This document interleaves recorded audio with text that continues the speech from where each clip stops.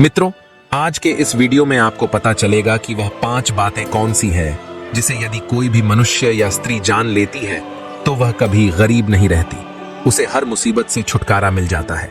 मित्रों चलो, आज हम आपको एक बूढ़े गिद्ध की कथा के माध्यम से आप सभी को बताते हैं। प्राचीन काल की बात है मित्रों, आज से लगभग हजारों वर्ष पहले, जब भगवान श्री कृष्ण जी अपने द्वारिका नगरी में अपने सोने के सिंहासन पर विराजमान थे, साथ में जगत जननी करुणामयी श्री राधा रानी जी भगवान श्री कृष्ण के समीप खड़ी थी। अब भगवान श्री कृष्ण जी के पास देवर्षि नारद जी अदृश्य अवस्था में आ पहुंचते हैं। उतनी समय भगवान श्री कृष्ण माता राधा रानी जी से बातें कर रहे थे। माता राधा रानी जी कह रही थी कि हे प्रीतम, मैं आपसे ज्ञान की 5 बातें जानना चाहती हूँ जो मेरे अंतर मन को प्रभावित कर दे, जिससे हमको एक सीख मिले। तब भगवान श्री कृष्ण माता राधा रानी जी को एक कथा सुनाते हैं और कहते हैं कि हे राधे, मैं तुम्हारे इस प्रश्न का उत्तर तुमको एक कथा के माध्यम से देता हूँ। यह कथा बहुत ही मार्मिक है, तुम इस कथा को पूरा ध्यान से सुनना। मित्रों, अब देवर्षि नारद जी अदृश्य अवस्था में भगवान श्री कृष्ण और राधा रानी की बातें सुन रहे थे। भगवान श्री कृष्ण और राधा रानी जी को उनके आने का तनिक भी आभास नहीं हुआ था। अब भगवान श्री कृष्ण ने कथा को सुनाना आरंभ किया और कहा कि हे राधे, मैं तुमको आज एक कथा के माध्यम से 5 बातें बताने वाला हूँ। तुम इस कथा को पूरा ध्यान से सुनना। इसको जो भी मनुष्य सुन और जान लेता है उसे हमेशा के लिए गरीबी से मुक्ति मिल जाती है और वह कभी किसी से भी धोखा नहीं खाता है। इसलिए हे राधे, मैं चाहता हूँ कि तुम इस कथा को पूरा ध्यान से सुनना। आपको इस कथा सुनने से महत्वपूर्ण ज्ञान की प्राप्ति होगी। अब राधा रानी जी कहती है कि हे प्रीतम, आप उस कथा को सुनाइए। मैं आपको वचन देती हूँ, मैं आपके द्वारा सुनाई गई कथा को पूरा अवश्य सुनूंगी। तब भगवान श्री कृष्ण जी कथा को सुनाना आरंभ करते हैं और कहते हैं कि हे राधे, प्राचीन समय की बात है। किसी राजा के राज्य में नगर से बाहर एक कसाई रहता था। वहीं उसका बूचड़ खाना था। वह रोजाना जानवरों को काटकर उनका मांस बाजार में बेचा करता था। कसाई के बूचड़ खाने के बाहर एक पेड़ पर एक गिद्ध और गिद्धनी रहती थी। वहां उनका बहुत अच्छे से गुजारा हो रहा था। उन्हें वहां पेट भरने के लिए पर्याप्त मात्रा में भोजन मिल जाया करता था। गिद्ध और गिद्ध की पत्नी कभी वह स्थान छोड़कर कहीं नहीं जाती थी। एक दिन गिद्ध की स्त्री कहती है, हे स्वामी, आज ठंड बहुत अधिक पड़ रही है। रात काटना बड़ा मुश्किल हो रहा है। कोई ऐसी कहानी सुनाओ जिससे हमें कुछ ज्ञान मिले और हमारी रात आराम से कट जाए। अपनी पत्नी की ऐसी बात सुनकर गिद्ध कहता है, हे प्रिय, आज मैं तुम्हें आंखों देखी एक ऐसी कहानी सुनाऊंगा जो बहुत ही ज्ञानवर्धक और बहुत ही प्रेरणादायक है। इस कहानी में बताई गई 5 बातों को अगर मनुष्य अपने जीवन में धारण कर लेता है तो निश्चित मानिए वो कभी संकट में नहीं पड़ेगा, और यदि कभी संकट में पड़ भी जाएगा तो संकट से अतिशीघ्र निकल भी जाएगा। यह कहानी बड़ी ही रोचक और जीवन में हमें बहुत ज्ञानवर्धक सीख देने वाली है। जरा ध्यान देकर सुनना। गिद्ध कहता है, हे गिद्धनी, यह उस समय की बात है जब मेरा तुमसे विवाह नहीं हुआ था। इस पेड़ पर मैं अकेला ही रहता था और मेरे कुछ और साथी गण रहते थे। तब यह कहानी मैंने यहाँ के राजा के मुंह से सुनी थी और अपनी आंखों से देखी भी थी। वही कहानी मैं तुम्हें सुनाता हूँ। मनुष्य की किस्मत कैसे बदलती है, यह तुम्हें इस कहानी से जानने को मिल जाएगा। अब गिद्ध कहानी को सुनाना आरंभ करता है और कहता कि किसी नगर में एक उत्तम नाम का एक व्यक्ति रहता था। एक दिन कुछ काम के सिलसिले में उसका उसके पिता से झगड़ा हो जाता है। अब उत्तम के पिता ने उसे 4 सोने की असरफी दी और कहा कि जाओ, घर में सारे दिन पड़े रहते हो, यह असरफियां ले जाओ और बाहर जाकर कुछ व्यापार करके धन कमा कर लाना। उत्तम ने भी असरफियां अपने पिता से ले ली और शाम के समय व्यापार करने के लिए प्रदेश को रवाना हो गया। उत्तम जाते जाते सोचता जा रहा था कि इन 4 असरफियों से वह कोई छोटा मोटा व्यापार कर लेगा और खूब सारा धन कमाकर वह अपने पिता को दिखाएगा। यही उम्मीद लेकर वह चलता चला जा रहा था। रास्ते में उसकी भेंट एक साधु से होती है। साधु भी अपनी गंतव्य की ओर जा रहे थे। उत्तम ने सोचा कि क्यों ना साधु से कुछ परिचय किया जाए।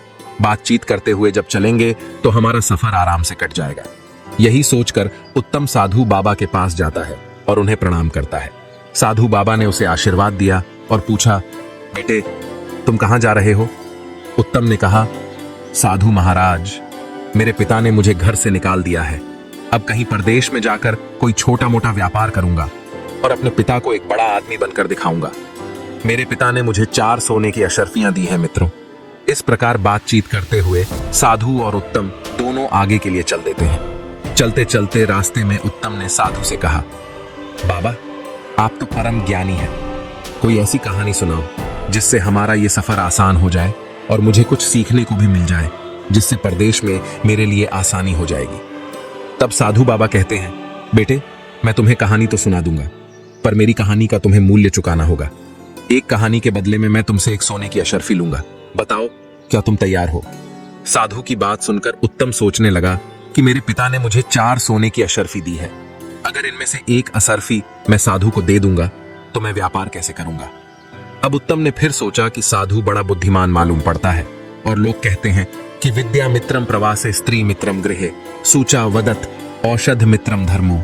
मित्र मृत परदेश में रहने वाले की मित्र विद्या होती है, घर में रहने वाले की मित्र स्त्री होती है, रोगी की मित्र दवा होती है, मरने वाले का मित्र धर्म होता है। और कहा भी गया है कि विद्वान के लिए कोई जगह परदेश नहीं होती, मेहनत करने वाले के लिए कोई काम कठिन नहीं होता, साहसी के लिए कोई लक्ष्य दूर नहीं होता, मीठा बोलने वाले के लिए कोई पराया नहीं होता। अगर आपके पास बुद्धि और विद्या है तो आप परदेश में कहीं भी सुखपूर्वक अपना जीवन बिता सकते हैं। यही सोचकर उत्तम ने एक मुद्रा साधु को दे दी और कहा, महाराज, आप मुझे कहानी सुनाओ। मैं आपकी कहानी का मूल चुकाने के लिए तैयार हूं। अब वह गिद्ध अपनी पत्नी से बोला, हे प्रिय। चलते चलते साधु ने उस युवक उत्तम को कुछ उपदेश देना शुरू किया। साधु कहने लगा, पुत्र, तुम्हें मैं जो बात बताने जा रहा हूं, अगर तुमने इस बात पर अमल कर लिया तो यह तुम्हारे बहुत काम आने वाली है। सुनो, तुम परदेश में व्यापार करने जा रहे हो तो तुम मेरी एक का बात ध्यान रखना। यदि परदेश में तुम्हें कोई ठीक ठाक व्यापार ना मिले तो तुम खाली मत बैठना। जो भी जैसा भी काम मिले वह काम पकड़ लेना। यह प्रदेश में रहने वाले के लिए सबसे पहला और अनमोल मूल मंत्र है। खाली बैठने से परदेश में अपनी जेब से ही धन खर्च होता है। इससे बेहतर यही होगा, भले ही थोड़े पैसे मिले पर हमें कुछ काम करके अपना खर्च चलाना चाहिए। इससे तुम्हें काम का अनुभव भी होगा और आपका समय भी ठीक से कट जाएगा। उत्तम ने कहा, ठीक है बाबा, मैं तुम्हारे इस उपदेश पर जरूर अमल करूंगा। अब आप कहानी सुनाइए। तब महात्मा जी बोले, अरे बेटे, कहानी तो खत्म हो गई, अभी मैंने आपको यह कहानी ही सुनाई थी। उत्तम कहने लगा, साधु बाबा, यह कैसी कहानी थी जो जरा सी देर में खत्म हो गई? यह तो आपने मुझे उपदेश दिया है, आपने तो मुझे कोई कहानी नहीं सुनाई। आप मुझे कोई कहानी सुनाओ ना। तब साधु ने कहा, अगर तुम दूसरी कहानी सुनना चाहते हो तो तुम्हें एक मुद्रा और देनी पड़ेगी, तब मैं तुम्हें दूसरी कहानी सुनाऊंगा। मित्रों, उत्तम ने कुछ सोच विचार करने के बाद एक मुद्रा साधु के हाथ पर रख दी और कहा, बाबा, अब मुझे कहानी सुनाइए। तब साधु महाराज ने कहा, ठीक है, अब मैं तुम्हें दूसरी कहानी सुनाता हूं, और हां, इसे तुम ध्यान देकर सुनना। अब साधु कहता है, बेटा, परदेश में रहकर किसी दूसरे की वस्तु पर छल कपट या प्रपंच से अपना अधिकार मत करना।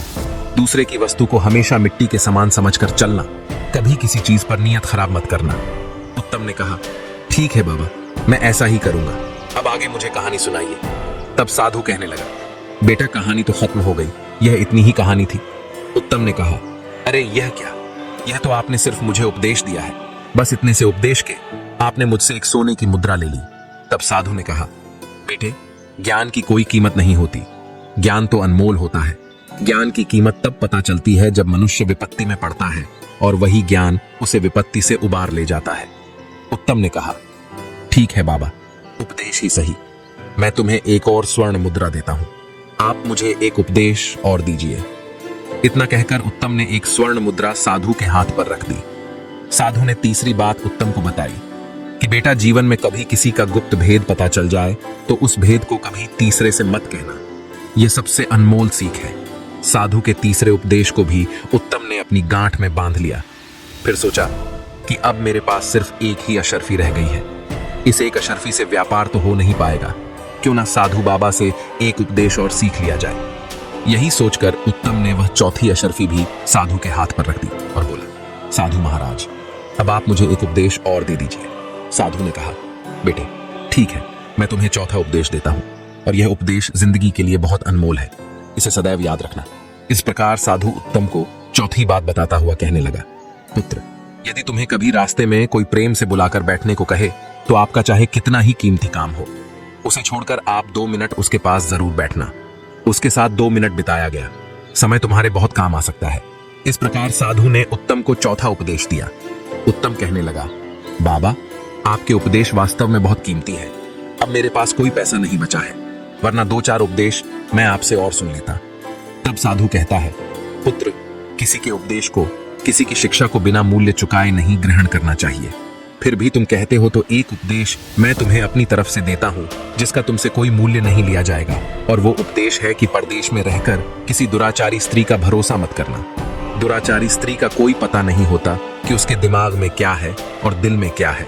मित्रों, ये 5 उपदेश देकर साधु बाबा ने कहा, बेटे, हमारा तुम्हारा साथ बस इतनी ही देर का था। पास में ही मेरा आश्रम है और अब मैं अपने आश्रम पर जा रहा हूं। इतना कहकर साधु अपने आश्रम पर चला जाता है। उत्तम अब वहां से अकेला आगे बढ़ता है, परंतु उसके दिमाग में एक बात चल रही थी कि साधु बाबा ने 5 उपदेशों के बदले मुझसे 4 स्वर्ण मुद्राएं ले ली। साधु को भला धन से क्या मतलब? साधु संत तो बैरागी होते हैं, धन दौलत का त्याग करके ही वे साधु बनते हैं। फिर साधु ने मुझसे स्वर्ण मुद्राएं क्यों ली? मैं यह बात जब लौटकर अपने नगर जाऊंगा तब साधु से जरूर पूछूंगा। तब उत्तम ने सोचा, चलो जो भी है, साधु की यह 5 बातें बड़ी ही कीमती मालूम पड़ती हैं। मैं इन्हें सदैव याद रखूंगा। मित्रों, अब उत्तम के पास में कोई पैसा नहीं बचा था। अब वह इस चिंता में था कि परदेश में जाकर वह क्या करेगा, क्या खाएगा, कैसे अपना व्यापार शुरू करेगा। यही सब बातें सोचते सोचते वह एक नगर में पहुंच जाता है। नगर में पहुंचकर वो किसी नौकरी की तलाश करने लगता है, क्योंकि धन तो उसके पास में था नहीं। अब उत्तम ने सोचा कि चलो कोई नौकरी ही कर लेते हैं, क्योंकि साधु बाबा ने भी कहा है कि परदेश में खाली नहीं बैठना चाहिए। छोटा मोटा जो भी काम मिल जाए उसे ही करना चाहिए। नौकरी की तलाश में उत्तम इधर उधर लोगों से पूछता फिर रहा था। तभी उसकी भेंट एक राजा के नौकर से होती है, जो राजा के अस्तबल का नौकर था। उसका नाम था शिवदेव। शिवदेव राजा के यहाँ रहकर उनके घोड़ों की देखभाल करता था। तब उसने देखा कि एक आदमी जो कि उत्तम था, वह नौकरी की तलाश में घूम रहा है। तो शिवदेव ने उसे अपने पास बुलाया और कहा, भाई, तुम्हें काम की तलाश है और मुझे राजा छुट्टी नहीं दे रहा है। घर पर मेरी माँ बहुत बीमार है। काफी दिनों से मैं अपनी माँ को देखने नहीं जा पा रहा हूँ। राजा ने मुझसे कहा है कि तुम एक शर्त पर घर जा सकते हो। अगर तुम अपनी जगह किसी और को काम पर लगा दो, तुम अपने घर चले जाओ। शिवदेव ने उत्तम से कहा, एक काम करो भैया, मेरी जगह पर 1 माह के लिए तुम काम कर लो। जो भी वेतन मिलेगा वह वेतन तुम रख लेना। जब मैं अपनी माँ को देखकर लौट आऊंगा तब तुम कोई और काम तलाश कर लेना। शिवदेव की बात सुनकर उत्तम ने सोचा कि इधर उधर घूमकर समय नष्ट करने से अच्छा है कि 1 माह तक मैं इसकी जगह पर ही काम कर लूं। उसके बाद मेरे पास भी कुछ पैसे हो जाएंगे। मैं शहर में नया आया हूं, 1 महीने में मैं यहाँ के लोगों को समझ भी लूंगा। यही सोचकर उत्तम शिवदेव की जगह काम करने के लिए तैयार हो जाता है। शिवदेव उत्तम को लेकर राजमहल में जाता है। वहां के राजा विश्वदत्त बड़े ही बुद्धिमान और प्रतापी राजा थे। उनकी एक बेटी थी, उसका नाम चंद्रप्रभा था। चंद्रप्रभा बहुत ही सुंदर थी और अभी अभी ही उसने जवानी की पहली सीढ़ी पर कदम रखा था। राजा अपनी पुत्री से बहुत प्यार करता था, क्योंकि चंद्रप्रभा उनकी इकलौती पुत्री थी। मित्रों, राजा को घोड़ा पालने का और घोड़सवारी करने का बड़ा ही शौक था। एक से बढ़कर एक अच्छी नस्ल वाले। उसके यहाँ हजारों घोड़े पले हुए थे। उन घोड़ों की देखभाल के लिए राजा ने कई नौकर लगा रखे थे। उन्हीं में से एक शिवदेव था। प्रत्येक नौकर के हिस्से में 2-2 घोड़े थे। उन्हें खिलाने पिलाने के लिए राजा उन्हें बराबर राशन और दाना घास देता था। इधर मित्रों, उत्तम को लेकर शिवदेव राजा के पास पहुंचता है और हाथ जोड़कर राजा से कहता है, महाराज, मैं कुछ दिनों के लिए अपनी बीमार मां को देखने के लिए गांव जा रहा हूं। जब तक मैं लौट कर नहीं आता तब तक मेरे स्थान पर यह व्यक्ति काम करेगा। इसका नाम उत्तम है और यह बड़ा मेहनती है, साथ ही यह बड़ा ही ईमानदार व्यक्ति है। हे राजन, मेरी मां बहुत बीमार है, मुझे आपकी आज्ञा चाहिए। राजा ने कहा, शिवदेव, इसमें आज्ञा की क्या बात है? यदि यह व्यक्ति तुम्हारे भरोसेमंद है तो इसे जाकर अपना काम समझा दो और जाओ, जाकर अपनी मां को देख आओ। लेकिन ध्यान रहे, हमारे घोड़े की देखरेख में जरा भी लापरवाही नहीं चलेगी। अगर हमारी घोड़ों की देखरेख में जरा भी लापरवाही हुई तो उसके लिए हम इसे नहीं, तुम्हें दंड देंगे। शिवदेव ने कहा, ठीक है महाराज, आपको शिकायत का अवसर नहीं मिलेगा। मैं इसे सारा काम अच्छे से समझा दूंगा। इस प्रकार राजा की आज्ञा लेकर शिवदेव उत्तम को लेकर घोड़ों के अस्तबल में जाता है। वहां जाकर उत्तम ने देखा तो वहां पर हजारों घोड़े बंधे थे। शिवदेव ने उत्तम से कहा, देखो उत्तम, मेरे हिस्से में राजा ने 10 घोड़े दिए हैं। तुम तुम्हें 10 घोड़ों की देखभाल करनी है, इनको दाना खिलाना है और इनकी मालिश करनी है। उत्तम ने कहा, ठीक है मित्र, मैं यह काम बड़ी ईमानदारी और पूरी निष्ठा के साथ करूंगा, तुम इसकी चिंता मत करो। उसके बाद शिवदेव उत्तम को अपना कमरा दिखाता है और कहता है कि आज से तुम इसी कमरे में रहोगे। इस शिवदेव उत्तम को जिम्मेदारी सौंपकर अपने नगर के लिए चला जाता है। इधर घोड़ों की देखभाल के लिए उत्तम अपने काम में लग जाता है। वह रोज घोड़ों की मालिश करता था, उन्हें नहला धुलाता था, उसके बाद उन्हें दाना खिलाता था। मित्रों, राजा के यहां से प्रत्येक नौकर के लिए घोड़ों को खिलाने के लिए 20 किलो चना दिए जाते थे। उत्तम ने उन चनों को एक पोटली में बांधा और अपने अस्तबल में जाकर पानी में भिगोकर उन्हें कूट पीस कर घोड़ों को खाने को डाल दिया। जब उसे अपने काम से छुट्टी मिलती थी तब उसने सोचा कि क्यों ना बाकी नौकरों के साथ बैठकर कुछ बातचीत कर ली जाए। यही सोचकर उत्तम उन नौकरों के पास जाकर बैठ जाता है जो नौकर राजा के अन्य घोड़ों की देखभाल करते थे। उसने देखा कि सारे नौकर इकट्ठे होकर एक कमरे में बैठकर शराब पी रहे थे और उनके घोड़े अभी भी भूखे बंधे थे। तब उत्तम कहने लगा, अरे भाई, तुमने अभी तक अपने घोड़ों को दाना घास नहीं डाला और तुम शराब पीने में लगे हो। उन सभी नौकरों ने कहा, अरे भाई, बिना अपना काम खत्म किए हम कभी नशा पानी नहीं करते हैं। हम सब अपने अपने घोड़ों को खुराक डाल चुके हैं, उसके बाद ही यहां बैठकर शराब पीने आए हैं। उत्तम ने देखा कि राजा के यहां से घोड़ों के लिए जो चने मिले थे वह अभी भी उन नौकरों के पास में रखे थे। उत्तम ने कहा, अरे भाई, क्यों झूठ बोल रहे हो? आपके पास अभी भी बहुत सारे चने कूटने के लिए पड़े हैं और तुम कह रहे हो कि हमने अपने घोड़ों को दाना घास डाल दिया है। तब उन नौकरों में से एक ने जवाब दिया, भैया, हमारे पास जो चने रखे हैं ये चने घोड़ों को खिलाने के लिए नहीं है, इनको तो हम बाजार में बेचकर अपनी शराब का इंतजाम करते हैं। उत्तम ने पूछा, फिर घोड़ों को क्या खिलाते हो? तब उन नौकरों ने जवाब दिया, राजा हमें 20 किलो चना देता है, हम 5 किलो चना घोड़ों को खिला देते हैं और बाकी के चने बेचकर अपना नाश्ते पानी का इंतजाम करते हैं। नौकरों का यह बर्ताव उत्तम को अच्छा नहीं लगा। वह सोचने लगा, यह तो राजा के साथ और इन निर्दोष जानवरों के साथ धोखा है। तब उत्तम ने कहा, तुम सब अपना पेट भरने के लिए नशा करने के लिए इन घोड़ों को भूखा रखते हो। वे सब नौकर कहने लगे, देखो भाई, पेट भरने के लिए यह सब करना पड़ता है। राजा से मिलने वाले वेतन से हमारा ठीक से गुजारा नहीं हो पाता है, और हां, फिर भी धन से किसका पेट भरा है। तुम भी ऐसा किया करो, तुम्हें कौन रोकता है? तुम्हें तो शिवदेव ने यहां रखा है, इसलिए हमने यह बात तुम्हें बता दी। तुम यह बात किसी और से मत कहना, वरना तुम्हारे साथ अच्छा नहीं होगा। मित्रों, उत्तम उन सब की बातें सुनकर चुपचाप अपने कमरे में लौट आता है, क्योंकि वह कई सारे थे और उत्तम बेचारा अकेला, ऊपर से उन सब ने शराब पी रखी थी। वह अपने कमरे में पहुंचकर सोचने लगा कि वे लोग ठीक कहते हैं, कल से मैं भी ऐसा ही करूंगा। बेईमानी करके मैं भी खूब सारा पैसा इकट्ठा कर लूंगा। मुझे यहां सिर्फ 1 महीना ही तो रहना है। शिवदेव के आते ही वह मुझसे यह काम छीन लेगा। तब तक मैं कुछ पैसे कमा लूं, उसके बाद में कोई व्यापार कर लूंगा। मित्रों, वह गिद्ध अपनी पत्नी को आगे कहानी सुनाते हुए कहता है कि हे प्रिय, अपनी चारपाई पर लेटा लेटा उत्तम ऐसा सोच रहा था। तभी उसे साधु की दूसरी बात याद आ जाती है कि किसी दूसरे के धन पर छल प्रपंच और कपट से अपना अधिकार नहीं करना चाहिए। दूसरे का धन, दूसरे की वस्तु मिट्टी के समान समझनी चाहिए। उसके ऊपर कभी अपनी नीयत खराब नहीं करना चाहिए। यह बात याद आते ही उत्तम के विचार बदल जाते हैं। वह सोचने लगा कि मैं भूखा रह लूंगा, लेकिन यह पाप का धन कभी नहीं खाऊंगा। मित्रों, उसी दिन से उत्तम बड़ी ईमानदारी के साथ अपने घोड़ों की देखभाल करते हुए हर समय उनकी देखभाल करता था। 1 महीने के अंदर उत्तम के 10 घोड़े एकदम हष्ट पुष्ट और खूब तंदुरुस्त दिखने लगे, और बाकी के नौकर दाने की चोरी करते थे, घोड़ों को कम खिलाते थे, इसीलिए उनके घोड़े कमजोर होते चले गए। एक दिन दरबार में राजा ने अपने मंत्री से कहा, मंत्री जी, बहुत दिन हो गए हैं, मैंने अपने घोड़ों की दौड़ नहीं देखी है। आप नौकरों को सूचित कर दो कि वे सब अपने घोड़ों को लेकर मैदान में आ जाएं। कल मैं घोड़ों की दौड़ की प्रतियोगिता रखूंगा। राजा ने जैसे कहा था, मंत्री ने वैसा ही नौकरों को आदेश दे दिया। अस्तबल के सभी नौकर घोड़ों को अच्छी तरह से नहला धुलाकर खूब सजाकर अपने अपने घोड़ों को लेकर खाली मैदान में पहुंच गए। अब राजा साहब ने जब घोड़ों पर दृष्टि डाली तो उसने देखा कि सारे घोड़े बहुत कमजोर थे, बिल्कुल मरियल से, और उत्तम के 10 घोड़े बड़े ही हष्ट पुष्ट और सुडोल थे। वे दौड़ने के लिए फुरफुरा रहे थे। यह देखकर राजा को क्रोध आ जाता है। उन्होंने अपने मंत्री से कहा कि मंत्री जी, हमारे सारे घोड़े बड़े ही स्वस्थ थे, लेकिन मैं मात्र 10 घोड़ों को ही स्वस्थ देख रहा हूं। बाकी के सब घोड़े बहुत कमजोर हो गए हैं। ये इतने कमजोर कैसे हो गए? क्या नौकर इन्हें खिलाते पिलाते नहीं है? क्या मुझे तो ऐसा लगता है कि नौकरों ने इन्हें खिलाने पिलाने में लापरवाही की है। तब राजा ने उत्तम के पास पहुंचकर उत्तम के घोड़े देखे। घोड़े एकदम स्वस्थ और फुर्तीले थे। उन घोड़ों को देखकर राजा बड़ा प्रसन्न होता है। राजा ने अगले दिन उत्तम को दरबार में बुलाया और कहा कि तुम वही हो जिसे शिवदेव ने अपने स्थान पर रखा है। उत्तम ने जवाब दिया, हाँ महाराज, मैं वही हूं।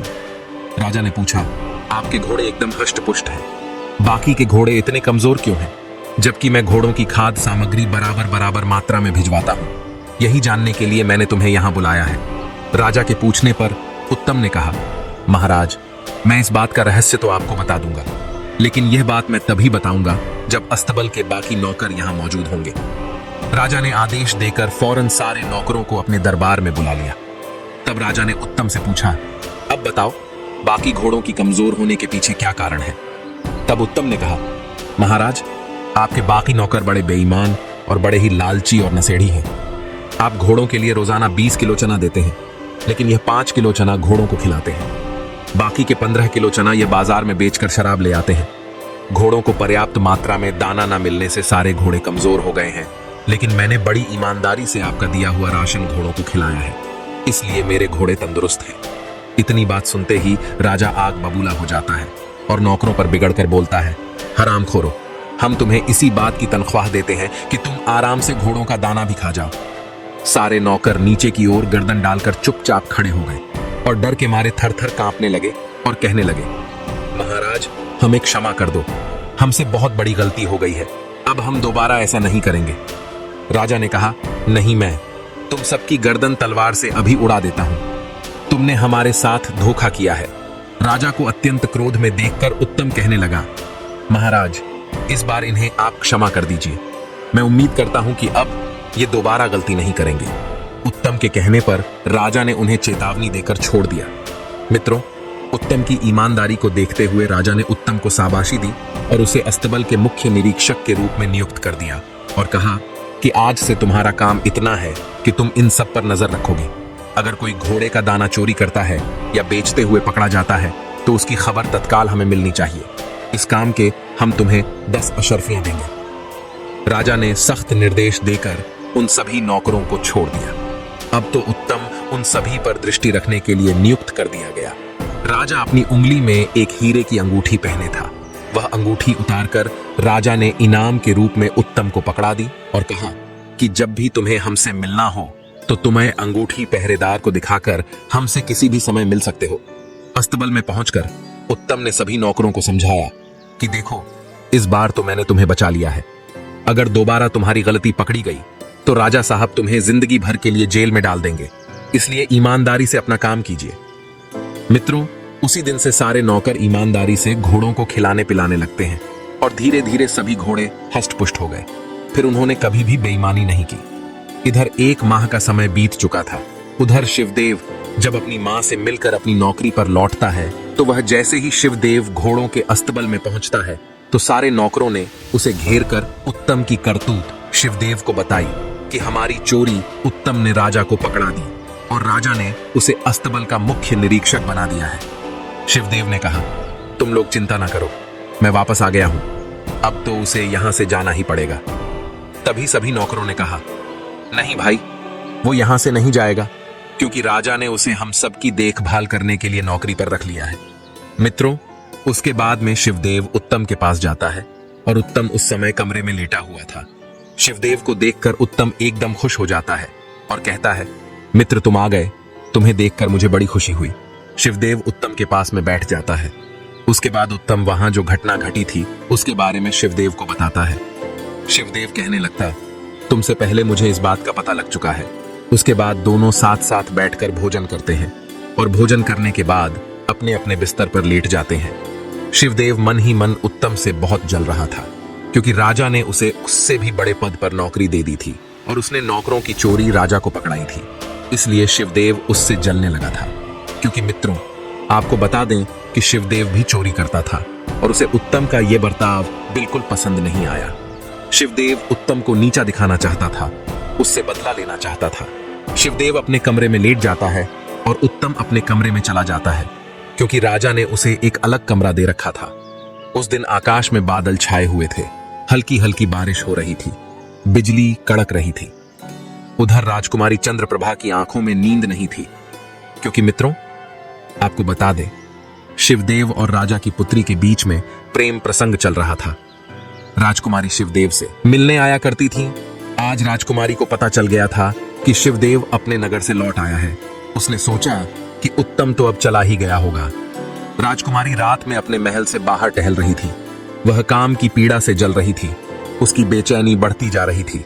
वह अपने प्रेमी शिवदेव से मिलने के लिए उसके कमरे में जाती है। सहयोग से उसी समय उत्तम किसी काम से उधर ही घूमने आता है। अचानक जैसे ही उत्तम शिवदेव के कमरे के पास पहुंचता है, उसे शिवदेव के कमरे से किसी स्त्री की आवाज सुनाई देती है।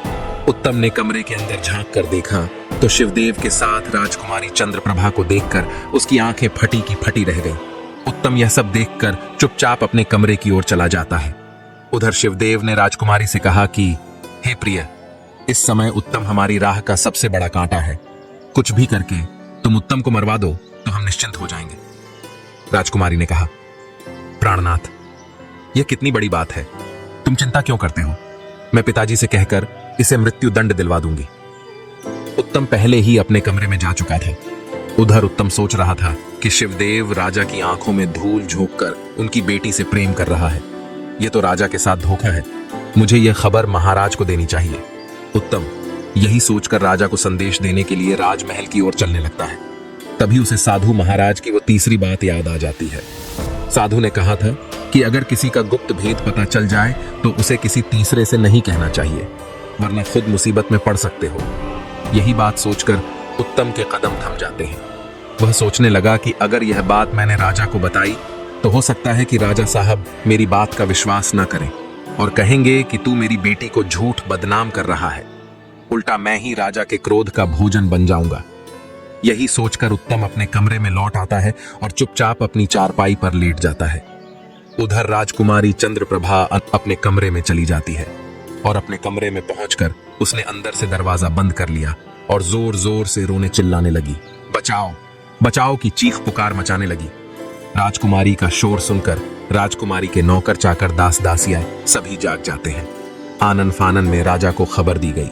दौड़ते हुए राजा साहब भी अपनी पुत्री के कमरे में जाते हैं और अपनी पुत्री से पूछते हैं, बेटी क्या हुआ, तुम क्यों रो रही हो मित्रों? शिवदेव के कहने पर राजकुमारी चंद्रप्रभा ने त्रिया चरित्र रच दिया था। वह एकदम से कहने लगी, पिताजी, आपने जिस नौकर को नौकरी पर रखा है, तुम्हारे इस नौकर ने मेरे साथ जबरदस्ती की है। वो रात में मेरे कमरे में आया था और मेरी इज्जत लूटने का प्रयास करता रहा। जब मैं चीखी चिल्लाई तब खिड़की से कूद कर भाग गया। तुम्हारे द्वारा दी गई अंगूठी का उसने नाजायज फायदा उठाया है। अंग रक्षकों को वो अंगूठी दिखाकर महल के अंदर घुस गया होगा। बेटी के मुख से यह बात सुनकर राजा एकदम आग बबूला हो जाता है और कहने लगा, पुत्री तुम चिंता मत करो। उस दुष्ट की इतनी हिम्मत कि वो हमारे महल में घुस आया और मेरी ही पुत्री पर ऐसी नियत रखा। पुत्री तुम चिंता मत करो, मैं अभी उसे बुलाकर उसकी खबर लेता हूं। राजकुमारी ने कहा, पिताजी, उसकी खबर लेने से कोई फायदा नहीं है। उसकी गुस्ताखी के लिए उसे जब तक मृत्यु दंड नहीं दिया जाएगा तब तक मैं अन्न जल ग्रहण नहीं करूंगी। राजा ने कहा, बेटी ऐसा ही होगा, कल मैं उसे मृत्यु दंड दूंगा। राजकुमारी को आश्वासन देकर राजा अपने महल की ओर चला जाता है। इधर राजकुमारी मन ही मन बड़ी प्रसन्न होने लगी। सोचने लगी, वह जी, आज मेरा षड्यंत्र सफल हो गया। अब मेरे और शिवदेव के बीच में कोई बाधा नहीं आएगी। उसके बाद राजकुमारी निश्चिंत होकर अपने बिस्तर पर सो गई। राजा अपने सैन्य कक्ष में जा पहुंचे, परंतु उनकी आंखों से नींद उड़ चुकी थी। वह सोच रहे थे, कल सुबह मैं उत्तम को दरबार में बुलाकर मृत्यु दंड दे दूंगा। परंतु तभी उनके दिमाग में एक दूसरा विचार आता है। राजा सोचने लगा कि अगर दरबारी लोग मुझसे पूछेंगे कि इस नौकर कहूंगा को किस बात का मृत्यु दंड दिया गया है, तो मैं क्या कहूंगा? अगर मैं बताऊंगा कि इसने मेरी बेटी की इज्जत लूटने का प्रयास किया है, तो इसमें मेरी ही बदनामी होगी। लोग पीठ पीछे मेरी बुराई करेंगे, मेरी इज्जत उछालेंगे। तब राजा के दिमाग में एक दूसरा उपाय आता है। सोचा कि मैं इसे कानून के तहत तो सजा नहीं दे सकता, मैं इसे किसी और के हाथों चुपचाप मरवा दूंगा। इससे किसी को पता भी नहीं चलेगा और मेरी बेटी पर बुरी दृष्टि डालने वाला भी अपनी करनी का दंड भोग लेगा। तब राजा के दिमाग में डोंगर कसाई का ध्यान आता है।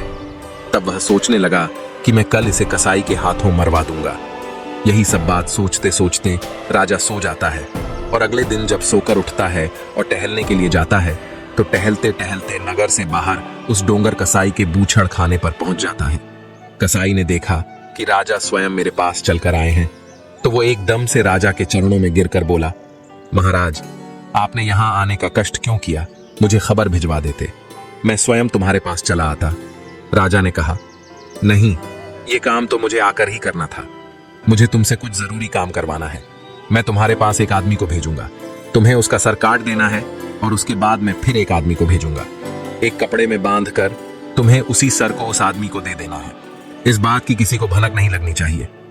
यह सुनकर कसाई एकदम चौंक जाता है और कहने लगा, महाराज, यह आप क्या कह रहे हो? राजा ने कहा, हाँ, मैं ठीक कह रहा हूं। कुछ देर के बाद तुम्हारे कसाई खाने में एक आदमी को भेज रहा हूं। तुम उसे अपने बूचड़ खाने के अंदर ले जाकर मार देना। इस काम के बदले हम तुम्हें बहुत इनाम देंगे। यदि तुमने यह काम नहीं किया तो हम तुम्हें और तुम्हारे परिवार को जेल में डलवा देंगे। राजा की धमकी सुनकर कसाई डर जाता है और वह राजा से कहता है, महाराज, आप चिंता मत करो। आप जिसे भेजोगे मैं उसका सर काटकर उसके धड़ को जानवरों के कटे हुए अंगों के साथ मिलाकर बाहर फेंकवा दूंगा और उसके सर को तुम्हारे पास भिजवा दूंगा। मित्रों, कसाई को आदेश देकर राजा अपने महल को लौटता है। उधर कसाई उस राजा के भेजे हुए आदमी की प्रतीक्षा करने लगता है। महल में पहुंचकर राजा ने सैनिकों के द्वारा उत्तम को बुलवाया और जब उत्तम राजा के पास पहुंचा तब राजा ने उत्तम से कहा कि उत्तम, मैं तुम्हें किसी जरूरी काम से नगर से बाहर भेजना चाहता हूं और मुझे विश्वास है कि यह काम सिर्फ तुम ही कर सकते हो। उत्तम ने कहा, बताइए महाराज, मेरे लिए क्या आज्ञा है? मैं आपके लिए कुछ भी करने को तैयार हूं।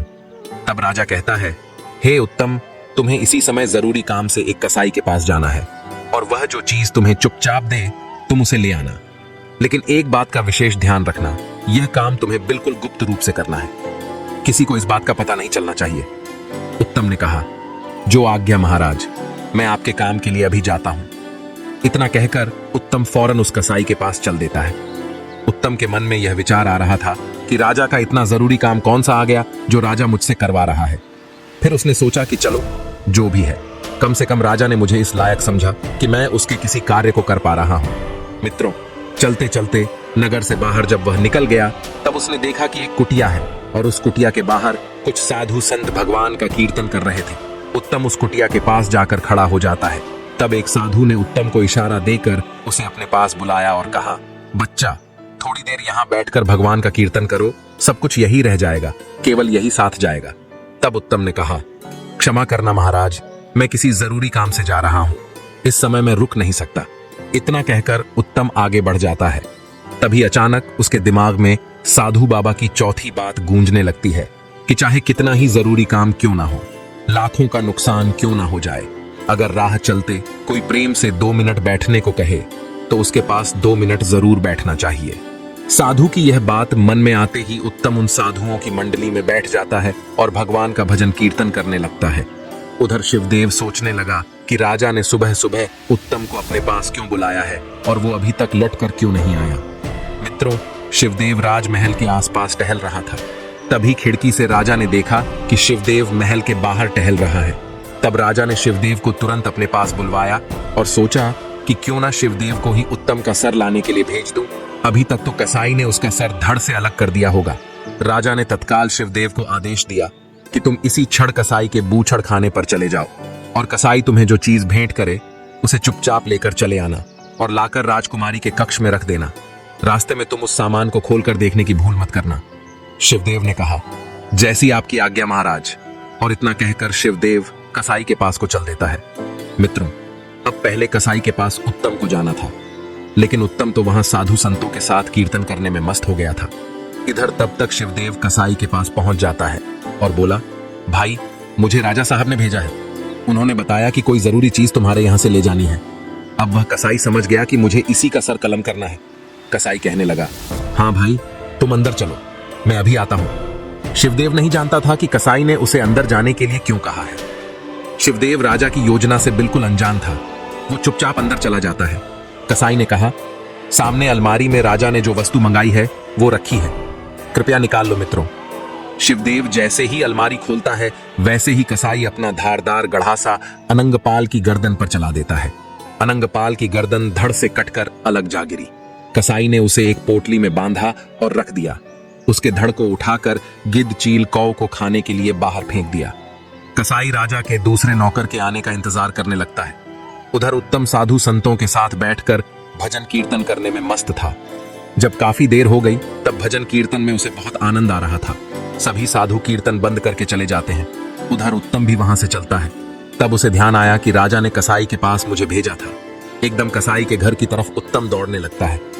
थोड़ी देर में जब वो कसाई के पास पहुंचता है तो कहने लगा कि मैं महाराज के पास से आया हूं, उन्होंने कोई चीज मंगाई है। कसाई बोला, हाँ भाई, मैं समझ गया। कसाई ने वही पोटली उठाकर उत्तम को पकड़ा दी जिसमें शिवदेव का सर बंधा हुआ था। कसाई ने उसे समझाकर भेज दिया कि भाई, इसे खोलकर रास्ते में मत देखना, वरना राजा साहब तुम्हें फांसी पर चढ़ा देंगे। इस तरह से उत्तम शिवदेव का सर लेकर राजा के पास पहुंचता है। राजा और उनकी बेटी उस समय एक ही कक्ष में मौजूद थे। राजा कह रहा था, बेटी, आज उत्तम का काम तमाम हो ही गया। कुछ ही देर में शिवदेव उत्तम का सर लेकर आता होगा। मित्रों, इतने में उत्तम वो पोटली लेकर राजा साहब और राजकुमारी के कमरे में दाखिल होता है। उत्तम को जीवित देखकर वे दोनों अचंभित रह जाते हैं और कहने लगे, अरे तुम यहाँ कैसे? तब उत्तम ने जवाब दिया, महाराज कैसी बातें करते हो?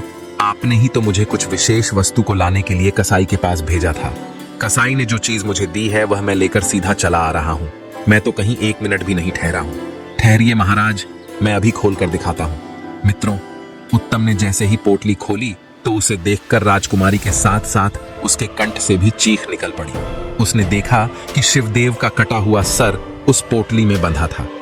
उत्तम का चेहरा पसीना पसीना हो जाता है। राजा को यह समझते देर नहीं लगी। उत्तम की जगह कसाई ने शिवदेव का सर काट दिया है। जरूर शिवदेव उत्तम से पहले वहां पहुंच गया होगा। कसाई तो दोनों को पहचानता नहीं था कि किसको मारना है और किसको छोड़ना है। तो रोते हुए वो पूछने लगा, महाराज, यह क्या मामला है? आपने शिवदेव को क्यों मरवा दिया? राजा के पास कोई जवाब नहीं था। इतने में राजकुमारी शिवदेव के कटे हुए सर को लेकर जोर जोर से रोने लगती है। कहने लगी, मेरे प्रियतम, मैं नहीं जानती थी कि मेरी चाल तुम्हारे लिए ही उल्टी पड़ जाएगी, वरना मैं ऐसा खेल कभी नहीं खेलती। तुम्हारे कहने से ही मैंने उत्तम पर आरोप लगाया था। तुम्हारी खुशी के लिए ही मैं उसे मारना चाहती थी, लेकिन उत्तम बड़ा ही खुशकिस्मत है, वह फिर भी जीवित बच जाता है। राजकुमारी पागलों की तरह रो रही थी। राजकुमारी के मुख से जब यह बात राजा ने सुनी तो राजा की आंखें फटी की फटी रह गईं। राजा को पता चल गया कि मेरी बेटी ने निर्दोष उत्तम पर दोष लगाया था। राजा एकदम से क्रोध में आकर अपनी तलवार खींच लेता है और अपनी पुत्री से बोला, पुत्री, सच सच बताओ, क्या उत्तम को जान से मरवाना तुम्हारी एक चाल थी? सच सच बताओ, वरना मैं तुम्हारी गर्दन उड़ा दूंगा। मित्रों, डर के मारे राजकुमारी ने सारी बात सच सच अपने पिता को बता दी। यह सुनकर राजा सर को पकड़कर बैठ गया। राजा की आंखों के सामने अंधेरा छाने लगा और वह कहने लगा, यह मैं क्या करने जा रहा था? मैं एक निर्दोष व्यक्ति को अपनी दुराचारी बेटी के कहने पर जान से मारने वाला था। भगवान, तुमने मुझे बचा लिया, मुझे माफ करना। इधर राजकुमारी ने देखा कि राजा साहब मुझे जीवित नहीं छोड़ेंगे, तो उसने तलवार लेकर खुद ही अपने पेट में घोंप और मरते मरते कहने लगी, पिताजी, मुझे माफ कर देना, मैंने एक निर्दोष आदमी की जान लेनी चाहिए। भगवान ने मुझे मेरे कर्मों की सजा दे दी है, मुझसे मेरा प्रेमी छीन लिया है। इतना कहते कहते राजकुमारी ने अपने प्राण त्याग दिए। मित्रों, उस घटना से राजा को वैराग्य हो जाता है। अगले दिन राजा ने दरबार में अपना अपराध स्वीकार कर दिया और कहा कि मैं अपना यह राज्य त्याग रहा हूं। मैं आपका राजा कहलाने के योग्य नहीं हूं, इसलिए मैं अपने स्थान पर अपने नौकर उत्तम को यहाँ का राजा नियुक्त करता हूं। राजा का फैसला सुनकर सभी दरबारी हैरान थे। सबने मिलकर राजा को समझाने का बहुत प्रयास किया, लेकिन राजा फैसला कर चुका था और वह उत्तम को राजगद्दी सौंपकर भजन करने के लिए जंगल को चला गया। सब लोगों ने उत्तम को अपना राजा स्वीकार कर लिया। नए राजा के रूप में उत्तम बड़ी कुशलता से राज्य को चलाने लगता है। कहते हैं, अगर किस्मत में राजशी लिखी है तो दूसरे देश में जाकर भी तुम राजा बन जाओगे। अब वह गिद्ध कहने लगा, हे प्रिय, यही है उस राजा की कहानी है जो ईश्वर का न्याय होते। मैंने अपनी आंखों से देखा है, दुष्ट दुराचारी को सजा मिलती। मैंने अपनी आंखों से देखा है, अकारण हमें किसी पर लांछन नहीं लगाना चाहिए। वरना ईश्वर का डंडा उल्टा भी चल जाता है। अब मित्रों, अब भगवान श्री कृष्ण राधा रानी जी से कहते हैं, हे प्रिय, अब गिद्ध की बातें समाप्त होती हैं। और उत्तम राजा तो बन गया था, मगर उसके दिमाग में एक बात घूम रही थी। उस साधु महाराज की उन 5 बातों ने मेरी जान बचाई है, यहाँ तक कि मुझे यहाँ का राजा भी बना दिया। मुझे उन साधु से मिलने जाना चाहिए। ऐसा निश्चय करके राजा उत्तम बहुत ही सम्मान के साथ साधु को भेंट लेकर उनके आश्रम पर जाता है और उन्हें प्रणाम करता है। राजा ने पूछा, महाराज, मैं आपसे एक बात जानना चाहता हूँ, मुझे पहचानो। मैं वही व्यक्ति हूँ जो कुछ दिन पहले आपके साथ रास्ते में मिला था और आपने मुझे 5 बातें बताई थी। आज मैं एक राजा बन गया हूँ। आपकी बातें मेरे जीवन में बहुत काम आई। मैं ये जानना चाहता हूँ कि आप तो एक साधु संत हैं और मोह माया से अलग है, और कहते हैं कि मोह माया से अलग होने के बाद ही एक साधु बनता है। फिर आपने मुझे 5 बातें बताने के बदले में मुझसे वह स्वर्ण मुद्राएं क्यों ली थी? आप मुझे उपदेश बिना कीमत लिए भी दे सकते थे, परंतु आपने एक एक उपदेश के लिए एक एक स्वर्ण मुद्रा ली। तब साधु कहता है, हे पुत्र, कहते हैं मुफ्त की चीज को लोग जीवन में ठीक से उपयोग में नहीं लाते। उपयोग में वही लाते हैं जिसमें मेहनत लगी हो, जिसमें कठोर श्रम लगा हो, जिसमें धन लगा हो। मुफ्त की वस्तु को लोग मुफ्त के धन को पानी की तरह उड़ाते हैं। अगर मैं आपको ज्ञान मुफ्त में देता तो शायद आप उसका पालन नहीं करते, क्योंकि आपके पास से उन बातों के बदले में सोने की 4 अशर्फियां गई थी। इसीलिए मनुष्य को चाहिए कि वह मुफ्त की खाने के पीछे ना पड़े, सदैव परिश्रम करके ही कमाकर खाए, वही फलदायी होता है। रही मेरे लोभ की बात, तो मेरे अंदर लेस मात्र भी लोभ लालच नहीं है। तुमने जो 4 स्वर्ण मुद्राएं मुझे दी थी, वो आज भी मैंने संभाल कर रखी है। तुम चाहो तो अब इन्हें ले जा सकते हो। यह मेरे किसी काम की नहीं है। इन्हें ले जाकर गरीबों में बांट देना। साधु से मिलकर राजा उत्तम अपने पिता के घर जाता है। जब उसका पिता अपने पुत्र को एक राजा की अवस्था में देखता है, तो उसे अपने पुत्र पर बहुत ही गर्व होता है। उत्तम अपने पिता से कहता है, पिताजी, आपका बहुत बहुत धन्यवाद। आज मैं राजा बन पाया हूं तो उसके पीछे का कारण केवल आप ही है। अगर आपने मुझे वह सोने की 4 अशर्फियां नहीं दी होती तो आज मैं कुछ भी नहीं होता। उत्तम अपने पिता का बार बार धन्यवाद करता है और उत्तम नगर में आकर सुचारू रूप से राजकाज को चलाने लगता है। अब भगवान श्री कृष्ण राधा रानी को आगे की बात बताने ही वाले होते हैं कि तुरंत ही देवर्षि नारद जी अपने रूप में आ जाते हैं और भगवान श्री कृष्ण का धन्यवाद करते हैं और कहते हैं, प्रभु, आज आपके मुख से मैंने जो कहानी के माध्यम से यह 5 बातें सुनी है, वह सच में सराहनीय है। मैं इनका विश्लेषण संपूर्ण विश्व में करूंगा। तब भगवान श्री कृष्ण कहते हैं, देवर्षि नारद जी, मुझसे कुछ छिपा नहीं है। मैंने आपको यहाँ आया हुआ देख लिया था, तभी मैंने राधा को ये ज्ञान की बातें बताई हैं। हे देवर्षि नारद जी, मैं अब आपको 5 बातें बताने जा रहा हूँ। उसे अगर कोई निश्चित रूप से अपने जीवन में धारण करता है तो वह कभी भी किसी जाल में नहीं फंसता। अब भगवान श्री कृष्ण माता राधा रानी और देवर्षि नारद जी को वह 5 ज्ञान की बातें बताते हैं और कहते हैं, हे देवर्षि नारद जी, पहली बात, यदि प्रदेश में कोई ठीक ठाक व्यापार न मिले तो खाली नहीं बैठना चाहिए। जो भी जैसा भी काम मिले वह काम पकड़ लेना। यह प्रदेश में रहने वाले के लिए सबसे पहला और अनमोल मूल मंत्र है, खाली बैठने से। प्रदेश में अपनी जेब से ही धन खर्च होता है। इससे बेहतर यही होगा, भले ही थोड़े पैसे मिले पर हमें कुछ काम करके अपना खर्च चलाना चाहिए। इससे तुम्हें काम का अनुभव भी होगा और आपका समय भी ठीक से कट जाएगा। दूसरी बात यह है कि प्रदेश में रहकर किसी दूसरे की वस्तु पर छल कपट या प्रपंच से अपना अधिकार नहीं करना चाहिए। दूसरे की वस्तु को हमेशा मिट्टी के समान समझकर चलना चाहिए। कभी किसी चीज पर नियत खराब नहीं करना चाहिए। तीसरी बात, जीवन में कभी किसी का गुप्त भेद पता चल जाए तो उस भेद को कभी तीसरे से नहीं कहना चाहिए। यह सबसे अनमोल सीख है। चौथी बात, यदि तुम्हें कभी रास्ते में कोई प्रेम से बुलाकर बैठने को कहे तो आपका चाहे कितना ही कीमती काम हो, उसे छोड़कर आप 2 मिनट उसके पास जरूर बैठना। उसके साथ 2 मिनट बिताया गया समय तुम्हारे बहुत काम आ सकता है। 5वीं बात यह है कि परदेश में रहकर किसी दुराचारी स्त्री का भरोसा मत करना। दुराचारी स्त्री का कोई पता नहीं होता कि उसके दिमाग में क्या है और दिल में क्या है।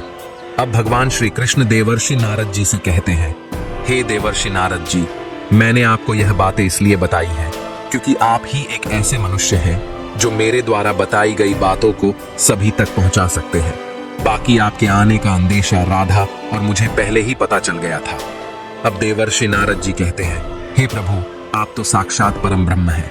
आपका मुझे इस बात का अवलोकन कराने के लिए धन्यवाद। मित्रों, इस कहानी का तात्पर्य यह है कि जीवन में कोई भी चीज मुफ्त की नहीं लेनी चाहिए। दूसरी बात, हमें किसी के साथ धोखा नहीं करना चाहिए। तीसरी बात, किसी के द्वारा दिया गया ज्ञान, उपदेश को सुनकर हमें भूलना नहीं चाहिए, बल्कि उसे जीवन में समय समय पर उपयोग में लाना चाहिए। मित्रों, आपको यह 5 ज्ञान की बातें कैसी लगी? हमें कमेंट करके अवश्य बताना। बाकी मित्रों, इन कहानियों को बनाने में बहुत मेहनत लगती है, इसीलिए वीडियो को शेयर अवश्य किया करें ताकि यह सभी ज्ञान की बातें सभी को पता चल सके। मित्रों, आशा करते हैं कि आपको यह वीडियो पसंद आया होगा। अगर वीडियो आपको पसंद आया हो तो इस चैनल को सब्सक्राइब अवश्य करना और इस वीडियो को सभी लोगों में शेयर भी अवश्य करना। बाकी मित्रों, आपका इस वीडियो को यहां तक देखने के लिए दिल से धन्यवाद।